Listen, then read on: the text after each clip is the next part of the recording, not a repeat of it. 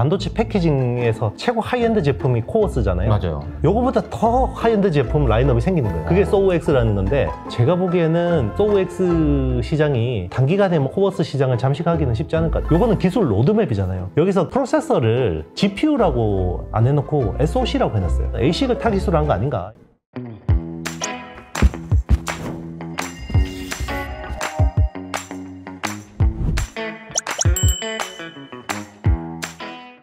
자, 이번에는 이제 AI 이야기를 좀 해보도록 하겠는데, AI 반도체 패키징과 관련된 기술이 이게 뭐죠? 소X? 이걸 발표했다고? 네네. 이것도 뭐가 또 새로운 게 발표됐어요? 이번에 새로 공개된 기술이에요. 시스템 온 웨이퍼인데요. 쉽게 이야기하면 기존에 300mm짜리 웨이퍼가 있잖아요. 기존에 코어스라고 하는 그 2.5D 패키징 칩을 300mm 웨이퍼에서 보면 요게 인터포저를 잘라서 쓰잖아요. 그러면 기존에 80x80mm가 호퍼 칩 사이즈고 블랙웰이 100x100이거든요. 그리고 루빈이 120x120. 그러면 요 동그란 웨이퍼를 그 사이즈로 잘라 써야 되는데, 그러니까 여러분 점점 커지죠. 그 쌀국수집 가면은 네네. 나오는 거 있잖아요. 네네. 그런 거죠. 라이스 페이퍼. 요거 생각하시면 돼요. 네네, 맞습니다. 그거를 이렇게 잘라서 쓰다 보면 네네. 이제 뭐 남는 거 짜잘한 건지 버려야 되잖아요. 이렇게 버려야 됩니다. 버려야 맞습니다. 되잖아. 그렇죠. 그런 거 그러니까 얘기하시는 그 사이즈가 계속 커지는 거예요. 그래서 그러니까 이게 이 라이스 페이퍼를 잘게 쪼으면은 남는 게 별로 없지. 근데 그렇죠.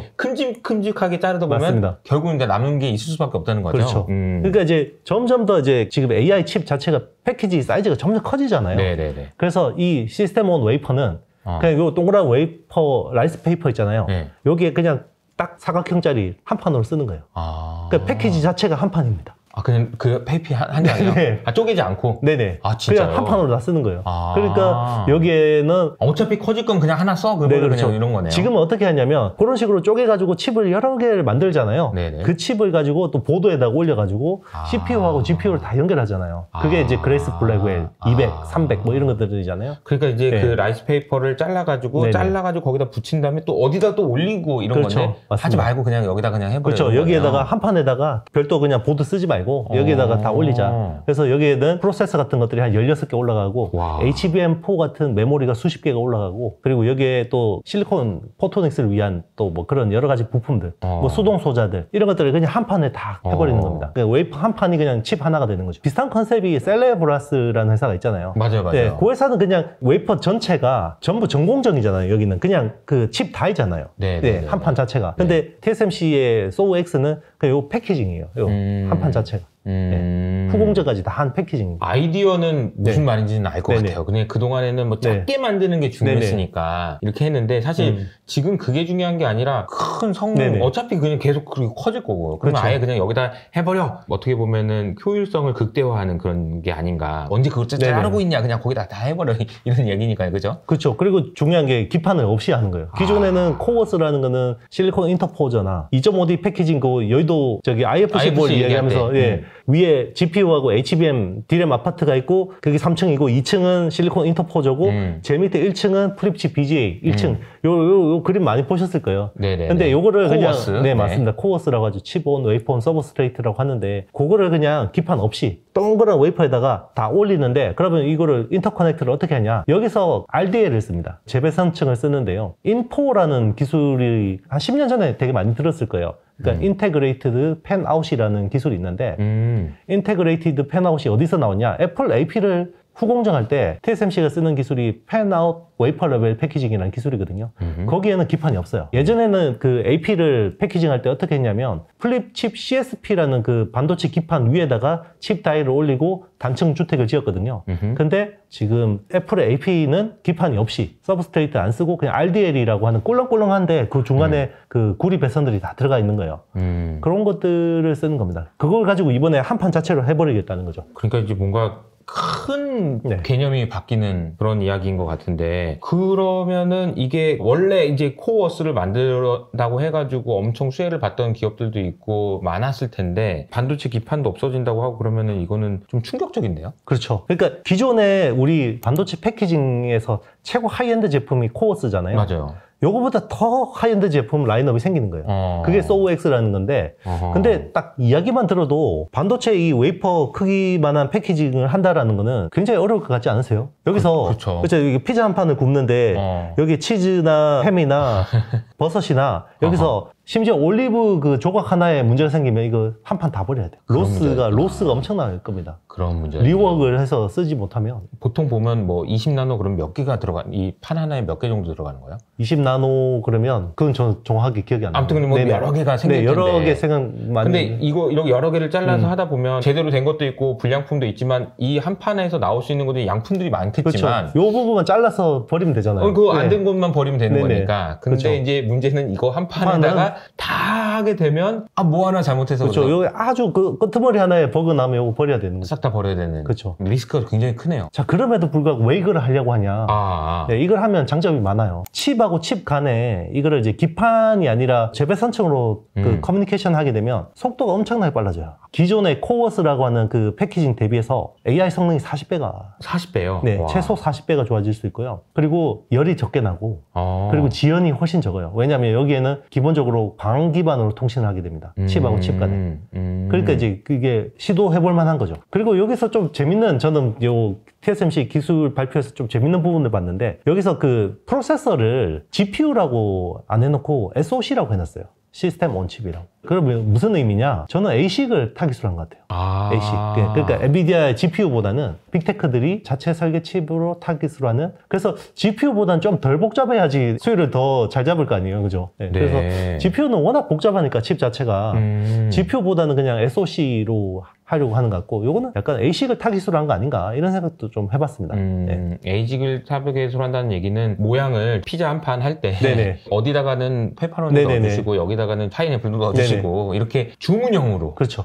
구글 같은 업체가 그렇죠. 구글 같은 업체가 자기네들한테 제미나이에 딱 맞는 거를 원하는데 요거를 그냥 소우엑스로 우리는 이렇게 구워주세요. 이렇게 딱 하는 거죠. 근데 그렇게 되면은 엔비디아나 혹은 브로드컴이나 이런 쪽이랑은 포지셔닝이 어떻게 되는 거예요? TSMC? 근데 엔비디아도 여기 관심이 있기는 있어요. AMD도 관심이 있기는 있는데, 일단 이번 발표에서 보면 이제 SoC라고 돼 있는 거 보니까 쉬운 프로세서 먼저 적용하려고 하는 거 아닌가 싶고, 그리고 이제 TSMC가 명확하게 이야기한 거는 이걸 한다고 해서 코어스를 버리는 거 아니에요. 코어스는 코어스대로 계속 가는 거고요. 발전하는 거고, 아주 프리미엄 라인업으로 그냥 소우엑스라는 게 하나 나온 겁니다. 그래서 이게 우리가 이 내용들을 관심을 갖는 이유가 사실은 TSMC가 어떻게 된다 이런 것도 중요하지만, 우리나라에서 최근에 이제 연초부터 관심이 많았던 유리기판 회사들이 잠깐만 우리 유리기판 하면 좋아진다고 했는데 기판이 없어진다고? 이거 어떻게 되는 거야? 이런 고민을 하게 되는 것 같아요. 그럴 수밖에 없습니다. 왜냐면 소우엑스가 시장이 커지면요, 기존의 코어스 시장을 잠식하게 될 수도 있잖아요. 그러면 뭐 유리기판에 영향을 줄 수 있는데, 제가 보기에는 그 소우엑스 시장이 단기간에 뭔가 막 그 코어스 시장을 잠식하기는 쉽지 않을 것 같아요. 왜 그러냐면 요거는 기술 로드맵이잖아요. 그래서 지금 2027년에 하겠다라고 이제 이야기를 하는데, 현실을 한번 보자고요. 코어스라고 하는 거를 우리는 지금 엔비디아 호퍼에서 이제 블랙웰로 넘어왔잖아요.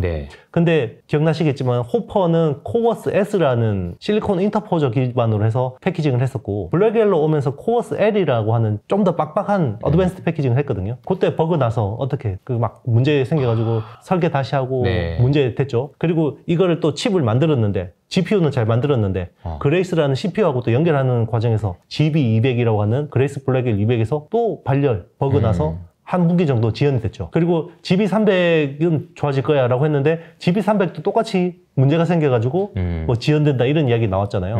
그래서 이번에 GB300의 컴퓨터 보드 사양이 다운그레이드 됐어요. 은근슬쩍. 그러니까 어떻게 됐냐면, 원래 GB300의 그 원래 사양은 CPU 2개에다가 GPU 4개를 연결하는 구조였어요. 요거를 코델리아 그 컴퓨터 구조라고 하는데, 이건 뭐 중요한 건 아니고, 기존에 이제 그 GB200 같은 경우는 CPU 1개에다가 GPU 2개를 연결했거든요. 요거를 이제 비앙카 구조로 하는데, 그러니까 이번에 코델리아를 은근히 빼고 그냥 GB300도 비앙카 구조로 하기로 했어요. 그러니까 그만큼 어려워요. 지금 코어스도 그만큼 어려운데 소우엑스를 이걸 주력으로 한다? 네, 이거를 뭐 칩 16개를 프로세서로 그 연결하고 막 지금 뭐 칩 제가 말씀드렸잖아요. CPU하고 GPU 이거 2개, 4개 연결하는 것도 겁나게 어려워가지고 지금 다운그레이드 하는 판에, 물론 갑자기 그 사이에 뭐 기술이 막 엄청나게 개선될 수도 있겠지만 굉장히 어렵다. 호공정이라는 그 어드밴스드 패키징이라고 하는 영역 자체가 어렵기 때문에, 제 생각은 이게 계획대로 할 수 있을까? 일단 계획은 계획대로 나온 거지만. 계획대로 나온 거긴 하지만, 이것 때문에 기존에 있었던 코어스가 뭐 다 없어지고 막 그럴 정도로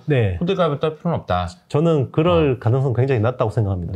그리고 근데 뭐 말만 네. 들어보면 네. 뭐 그럴 것 같거든요. 네네. 아 그래? 그럼 기판도 없어지고 다 그렇게 해? 그게 된다고? 뭐 이렇게 생각을 하니까. 근데 사실 따져놓고 보면은 TSMC 입장에서도 기존에 장사 잘 되고 있는 코어스를 버릴 이유가 전혀 없겠죠. 맞습니다. 새로운 시장을 만드는 그렇죠. 거라고 봐야 되겠죠. 그렇죠. 이게 뭐 차세대 기술은 준비를 해서 연구개발하고 로드맵을 하는 건 중요한데 그게 항상 계획대로 잘 되진 않죠. 알겠습니다. 만약에 이제 이렇게 된다면은 우리가 투자의 관점에서는 아까 말씀하신 대로 유리기판에 대한 우려가 있지만 그렇게까지 심각하진 않다. 네. 유리기판으로 바뀌는 거는 맞다. 이렇게 네네. 이제 보면 될 것 같고. 그리고 또 투자 관점에서 좀 우리가 주목해봐야 되는 아이디어들이 있다면 뭐가 있을까요?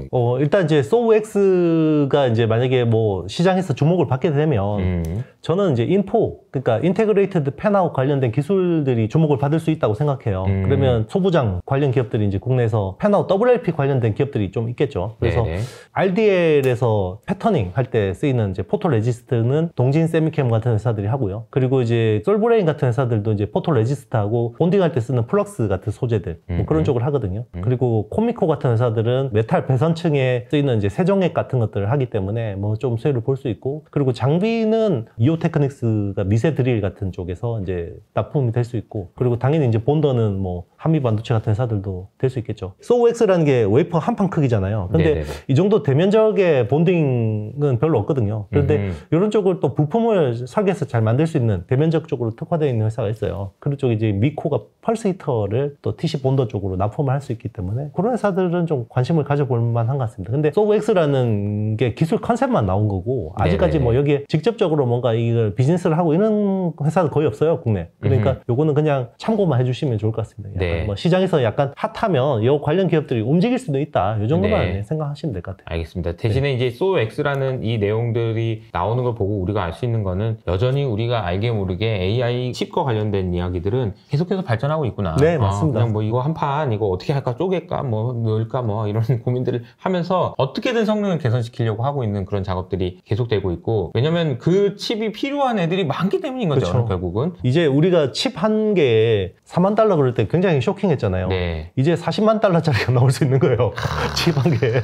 40만 달러면은 네. 얼마입니까? 그게 뭐 5억 정도, 5억 정도 6억 정도 되는 네. 칩 하나에. 네, 그렇게 나올 수 있어요. 이게 야. 사실 소우X로 만약에 프로세서 16개에다가 HBM 같은 것도 그렇게 놓고 실리콘 포토닉스까지 하면 이거를 도대체 얼마에 받아야 될까? 와, 한 장에, 그러니까 칩 칩 하나에. 네. 뭐 5, 6억짜리 막 이런 칩이 네네, 나올 그런 수도 칩이 있겠다. 나올 수밖에 없습니다. 예. 이게 결국은 AI 혁명이 진행되고 있다는 네네. 증거 아니겠습니까? 맞습니다. 그래서 이 관심 있는 분들은 일부에서 말씀드렸지만 네. 밑에 댓글을 통해서 신청해 주시면 좋을 것 같고요.